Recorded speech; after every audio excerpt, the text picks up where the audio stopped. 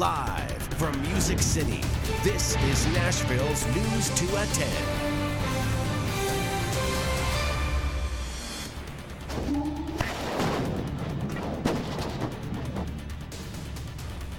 Unbelievable video of a series of blasts that followed a tanker truck explosion.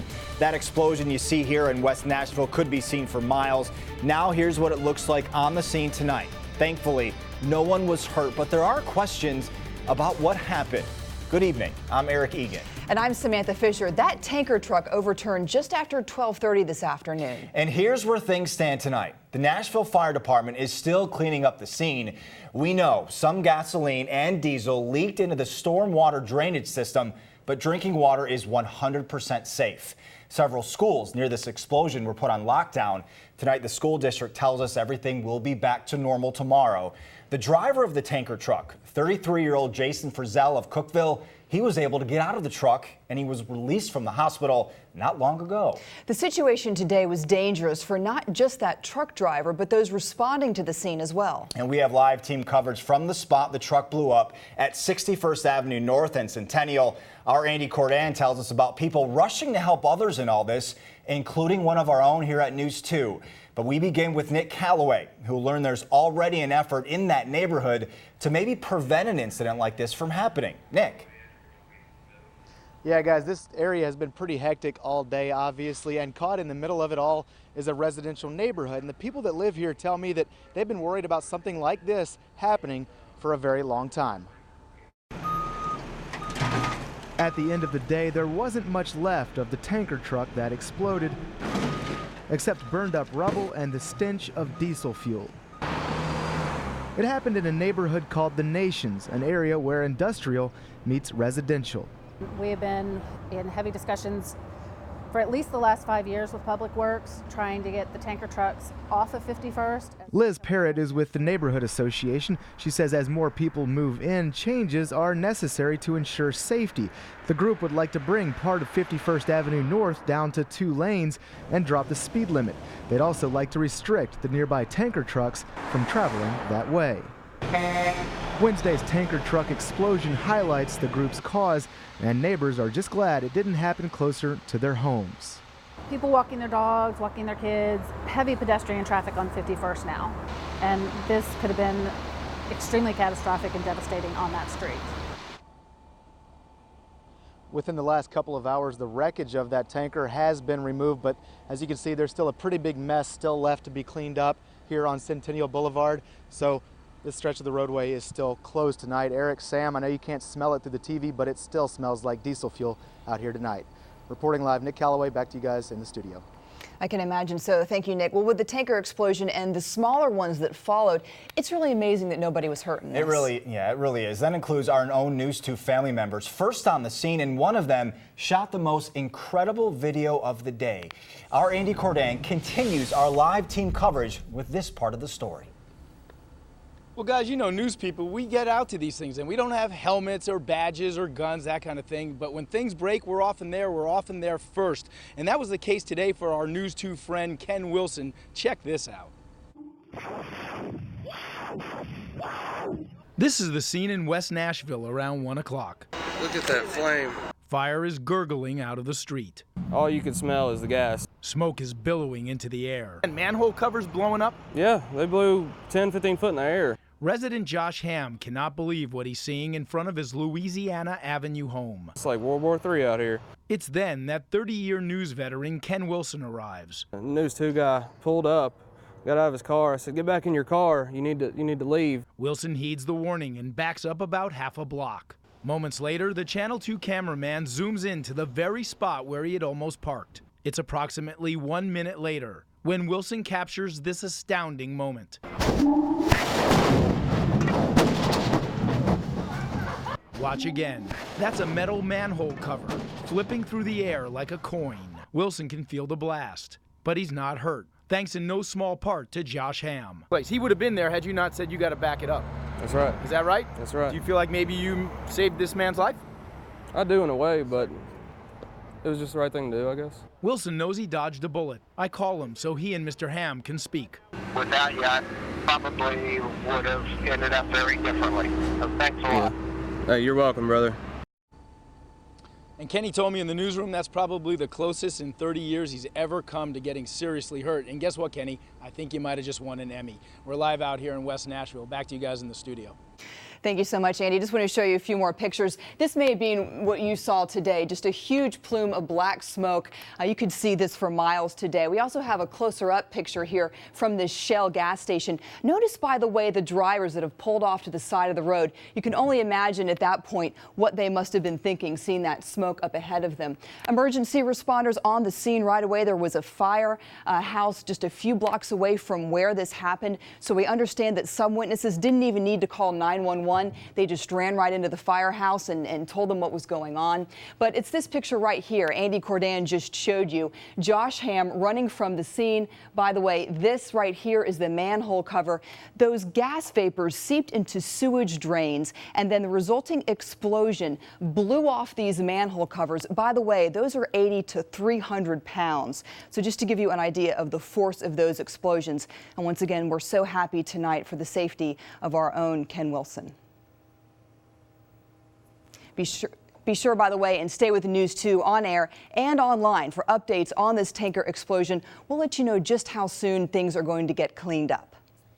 New at 10, Nashville Fire Chief Charles Shannon confirms to News 2 a group of firefighters is now under investigation. Those firefighters are being investigated to see if they followed protocol regarding a gunshot patient. We're told that victim was pronounced dead, but he really was not deceased, and the chief didn't know if that victim later died. The department says so far no disciplinary action has been taken. A new video tonight of the Broadway community honoring actor and comedian Robin Williams. You can see here the marquee lights along the Great White Way are dim. They were dimmed for 1 minute. Williams had been on Broadway several times, and most recently as a tiger ghost in 2011's Bengal Tiger at the Baghdad Zoo. Well, since 6, we've learned state election officials are almost done reviewing provisional ballots in Tennessee's 4th congressional district. They only have 3 counties left to go, and it has been a nail-biter. Today, Congressman Scott Desjardins picked up 4 votes, and his Republican challenger, State Senator Jim Tracy, who you just saw a second ago, he got 2. So a mere 37 votes still gives Desjardins the lead. Now, once eligibility is confirmed, the vote is tallied. Tracy's campaign tells us that's when a decision will be made whether they will request a recount. Another ceasefire interrupted by airstrikes. The Israeli military said it targeted, quote, terror sites in Gaza. This happened early Thursday morning. Israel said at least 5 rockets were launched toward them before this happened. Both sides would not say if this will ultimately unravel the attempt of a long-term ceasefire. New information tonight on the controversial shooting death of a Missouri teenager, Michael Brown.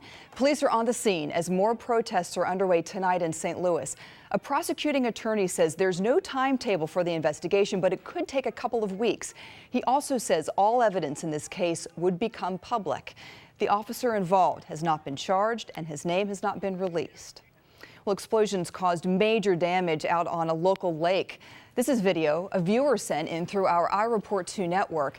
A houseboat was fueling up at Edgar Evans Marina out on Center Hill Lake. This happened around noon today, and somehow it sparked an explosion. It destroyed the houseboat. A fireboat was able to put it out quickly, and nobody was hurt. Well, country fans, Kenny Rogers fans, this next story is for you. The Country Music Hall of Fame is paying tribute to the gambler with a new exhibit.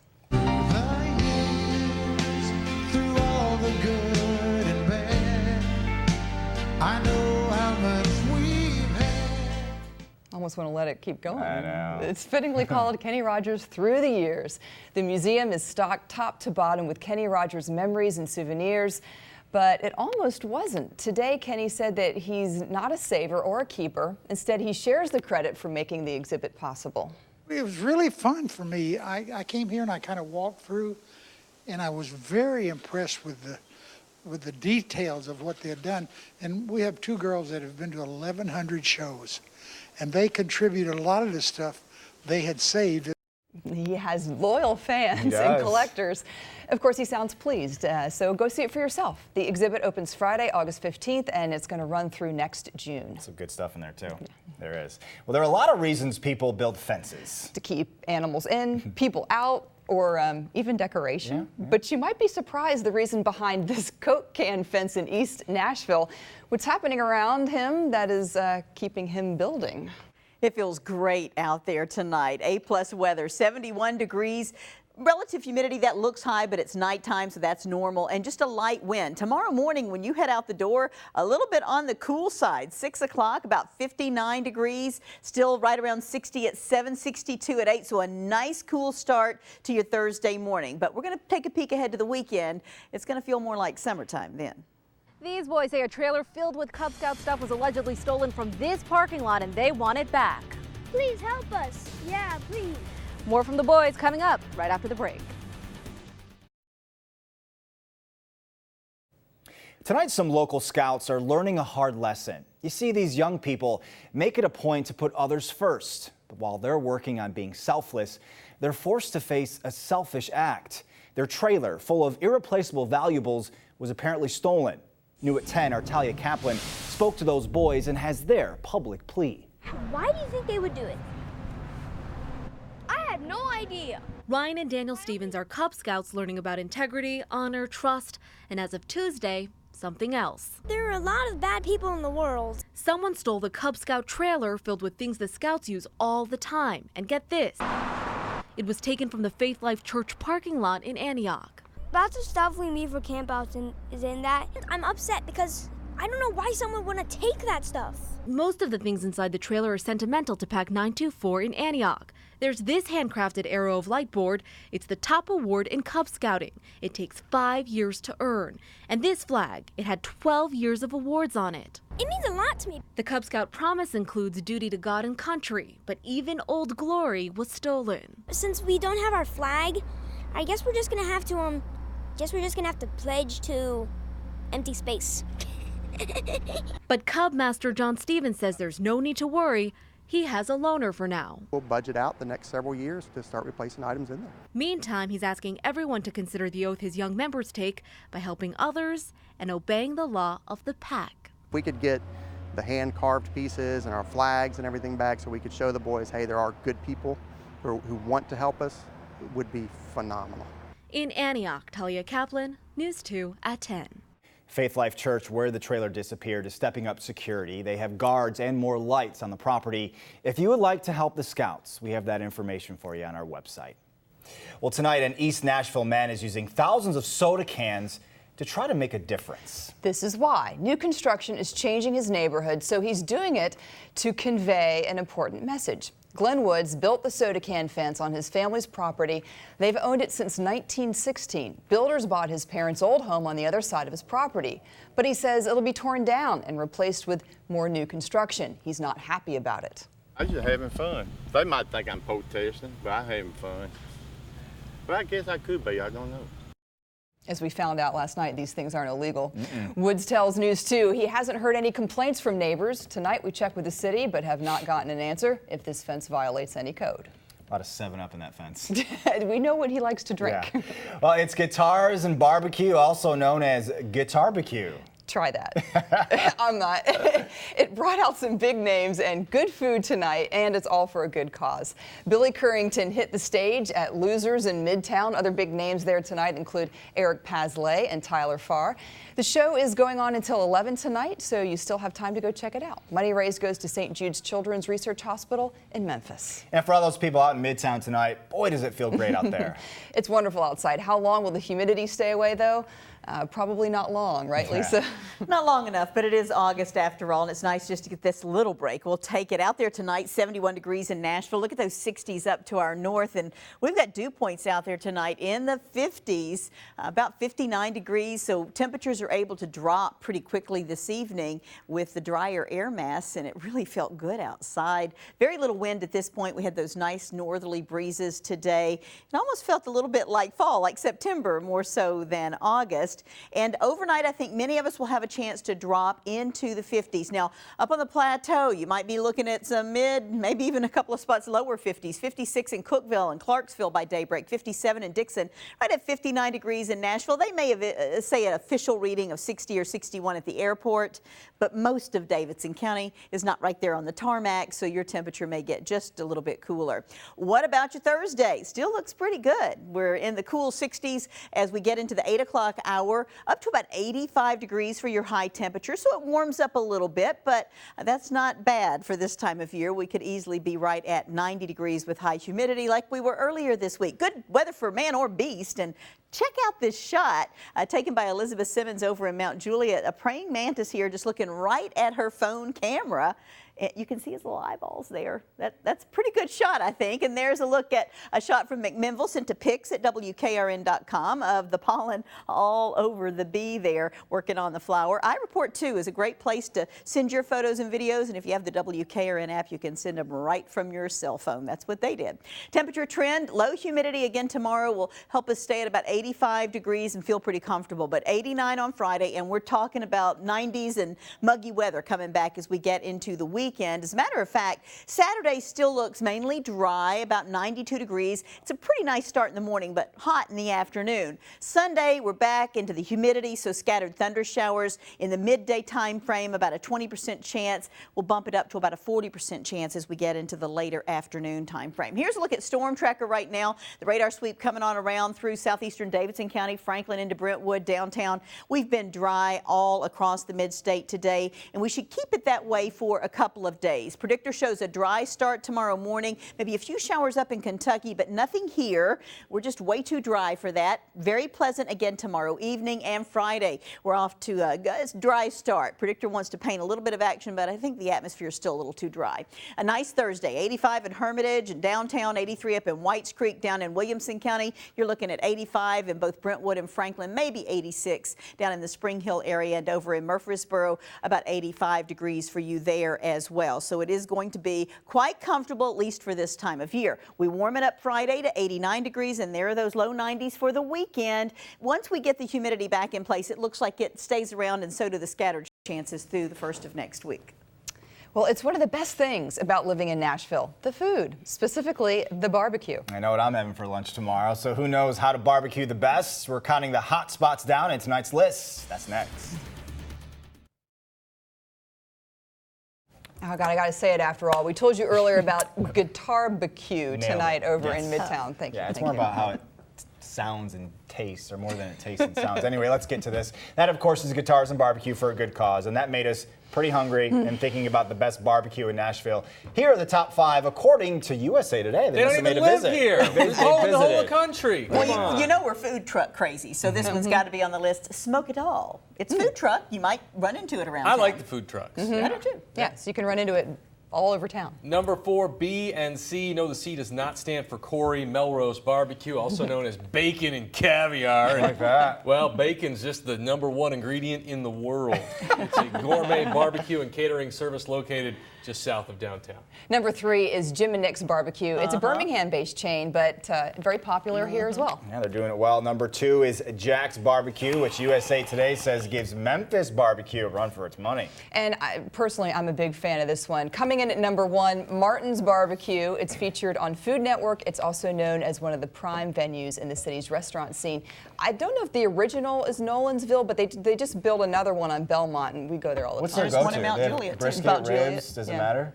Just anything? Does it matter? No. Just slop it on there. Yeah, just smoke it up. I just eat it. Smoke it all. Yeah. Well, Edley's nearby is also very good. Anybody who tried to barbecue at the Titans game Saturday had no luck at all, because it's still hard to forget Saturday night. Those fans won't, and yeah, I won't forget it either. First waterfall I've ever had in the broadcast booth. Why playing in a dome is so important in Game 2. The river runs through it. It'd be awesome to be able to put it in the air a little bit after, last weekend, and it's just tough. It's a tough circumstance and something that was outside all of our control. Well, let's talk Titans now. Tomorrow they hit the road for New Orleans in preseason game number 2 with the Saints Friday night. This week the Titans are indoors, so there is no possibility of repeating the monsoon we saw Saturday at LP Field. Now the rain made the simplest things that much more challenging in the opener, and it made it very difficult to get any kind of true assessment of where this team is at. Last week was really hard to evaluate as far as all that goes. I mean, it was an evaluation, but it wasn't what you would use normally as an evaluation. The field was, wasn't awful, but to evaluate somebody running a route or on a blocking assignment just because of the way the field was or even the way the defense was playing was a little bit difficult. Defensively, we're going to evaluate tackling, see if we can do that a little bit better, and our fits on defense. Those were the 2 areas that we need to get better at. Well, after losing veteran Colin McCarthy and Chris Spencer to injuries Saturday night, the Titans responded with 4 roster moves today. You see the first 2, the team adding center Steve Valos and linebacker Kendrick Adams. They also waived David Gilbert and Viandi Maresma to make room for these 2 on the roster. Valos played 15 games last year for Denver. Titans and Saints Friday at 7 o'clock right here on News 2. Join me, Audra, and Eddie George for the broadcast live from the comforts of the Superdome. Butch Jones very pleased with practice tonight in Knoxville, but not pleased enough to name a starting quarterback yet. Justin Worley, Nathan Peterman, and Josh Dobbs continue to battle it out. Jones said he's happy with all of their progress, but expects to name a starting QB Thursday or Friday. Golf now, and the United States will have to win the Ryder Cup without Tiger Woods. Woods withdrew himself from consideration for the team today because of ongoing problems, and really he did Captain Tom Watson a big favor. The decision to add Woods or not had to be agonizing, considering the player he was and the one he is now while he tries to recover from back surgery. Woods said in a statement his doctors have advised against playing or even practicing right now. Baseball, Braves and Dodgers. Atlanta playing from behind in this one as the Dodgers jump out to a 2-0 lead, but in the 4th with 2 on, Andrelton Simmons comes through. This is a nice piece of hitting. Tying it at 2, Braves go on to win this one 3-2. The Sounds are in El Paso. They lead 5-2 in the 5th inning. Hector Gomez has a home run for Nashville, his 14th of the season. And there it is. South Nashville meets Pennsylvania Friday at 2 o'clock in the Little League World Series. If they win, they play Sunday at 6 against the winner of Texas and Rhode Island. If they lose, which we know is not going to happen, they would play Saturday at 6. All those games nationally televised on cable television. A lot of talk about the pitcher that they're going to face. Yeah, they're going to face could face a young lady. I don't know, have they officially named her the starter or not? I don't know yet. She's, from what I understand, she's the best pitcher on the team. Yeah. How about that? Yeah, 2 girls. 2 girls are in the tournament. That's fantastic. Yeah, that's fair. All right. Cool. Thanks, all Corey. right. Well, we've got a fantastic girl who's going to look at the power planner here in just a minute when we come back. She's over there. Oh. So raise your hand if you like this weather. Wait, Yes. I can't see you. They're But look all at those up. temperatures. They're all 60s out there, 71 in Nashville, and our power planner shows us down to about 59 in Nashville by daybreak and up to 85 tomorrow. Low humidity Another again. good one. A 100% chance of smiles. Yeah, buddy. Have a great night. See you in the morning.